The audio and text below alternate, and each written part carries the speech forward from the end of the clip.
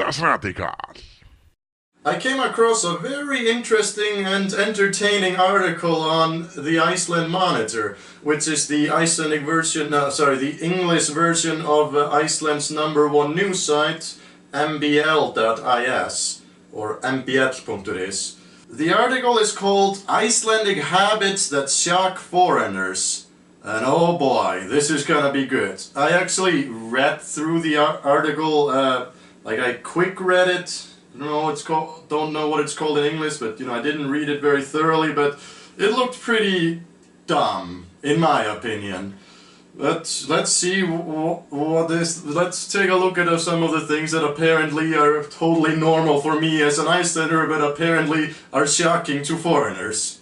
Among the strange habits of Icelanders that evoke curiosity and even disgust among foreign visitors, to the country are sniffing loudly, hacking up phlegm. You know what disgusts me? English words that cannot be pronounced. Okay, I'm just kidding. Hacking up phlegm.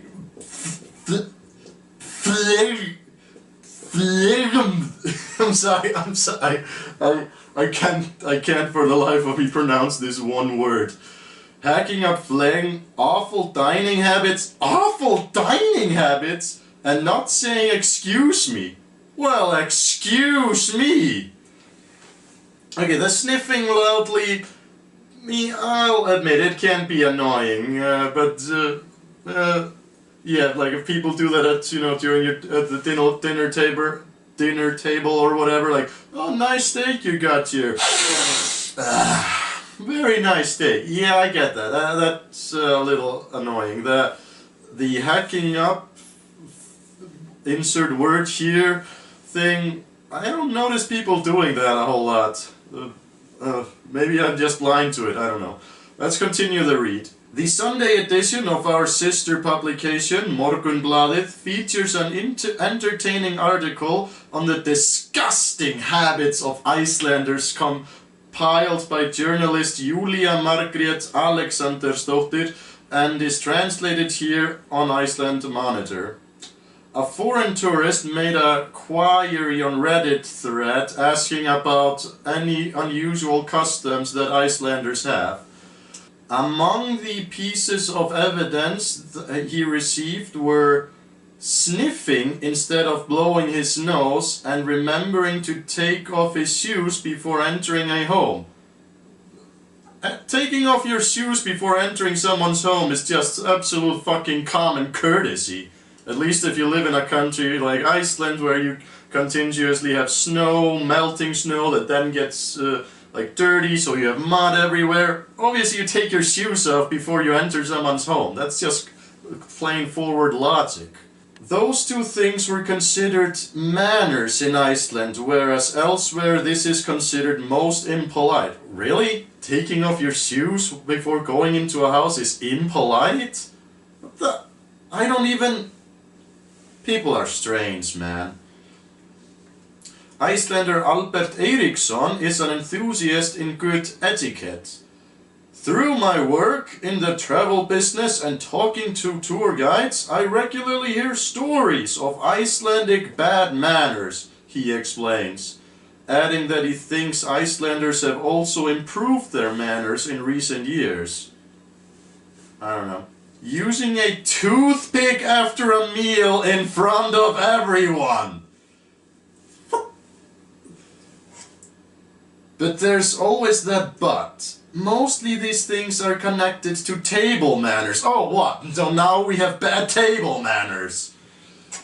Like reaching for food across the other people instead of asking someone to pass it along. People find that quite extraordinary.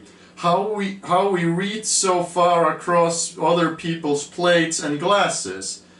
Others find it really disgusting to see us using a toothpick to pick bits of food out of our teeth immediately after finishing a meal in front of everyone. When would you use a toothpick if not right after a meal?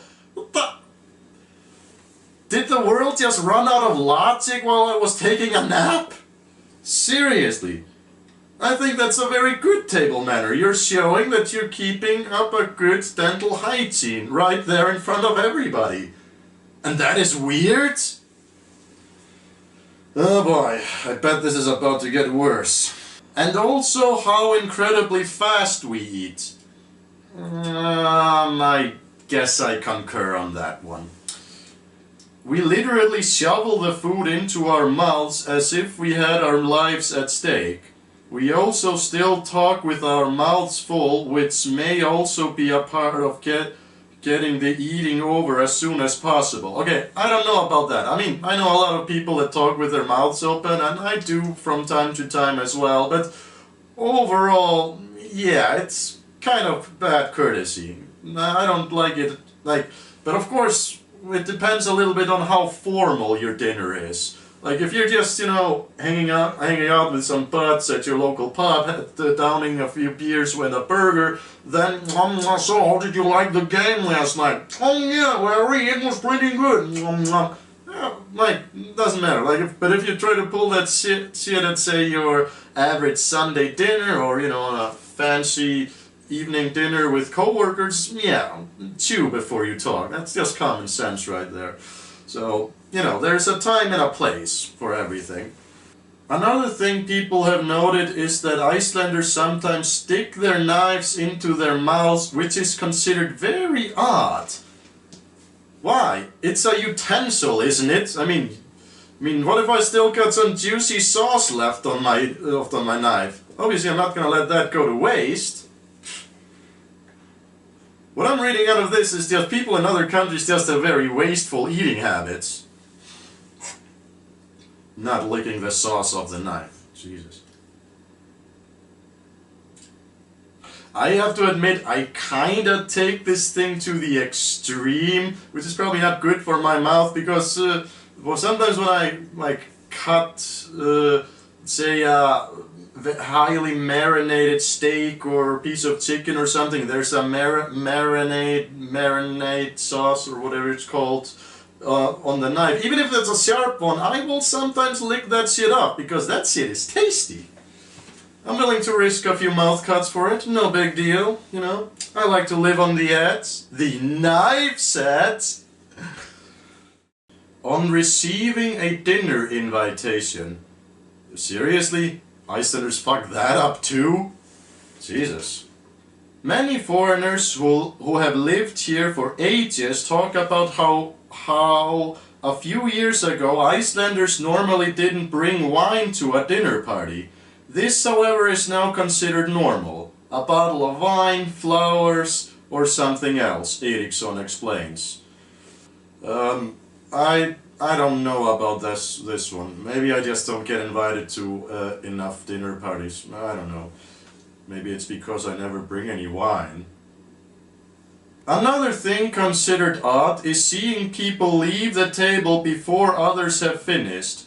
Everyone takes their plate to the kitchen, and in the end only one or two people remain seated at the dinner table. Okay, I'll admit, again, time and place. If this is like a formal dinner or like a Sunday steak dinner or something like that, then yeah, leaving the table early is a bit rude, I'll admit it. Unless it's like the kid going to watch the cartoons on the TV or something like that.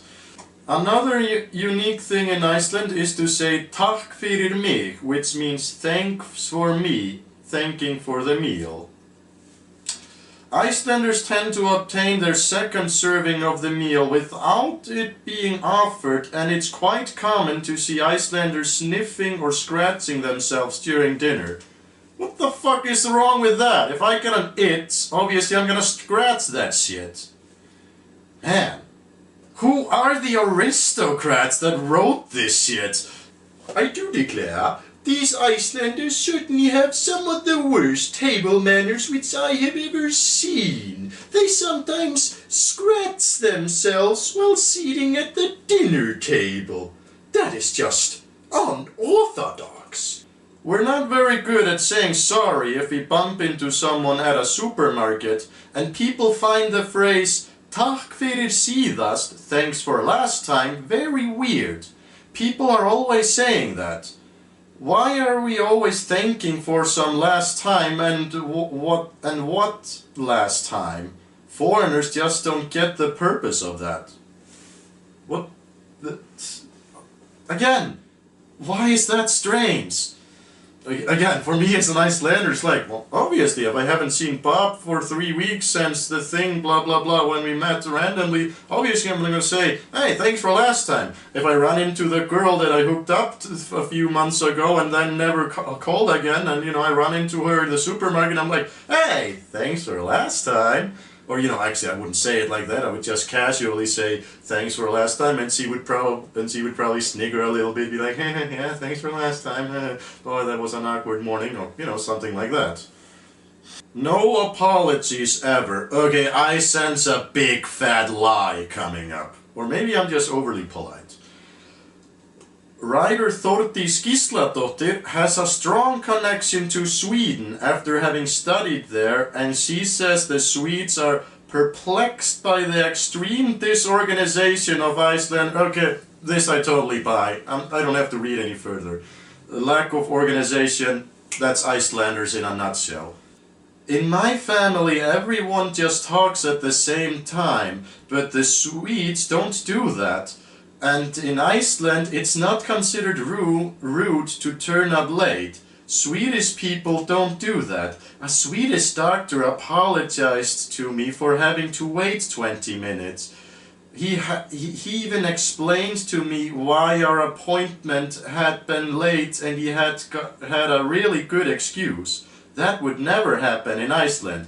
See, this is why the Icelandic stereotype for Swedes is that they are stuck up and boring. That's not actually a Swede. Maybe that's just me talking here, so I'm sorry for all the Swedes that I may have offended out there. Sorry about that. Writer Birna Anna Björnsdóttir, who has lived in New York for many years, says she has warned US friends visiting Iceland, warned them, that Icelanders never apologize or say excuse me if they bump into you. What?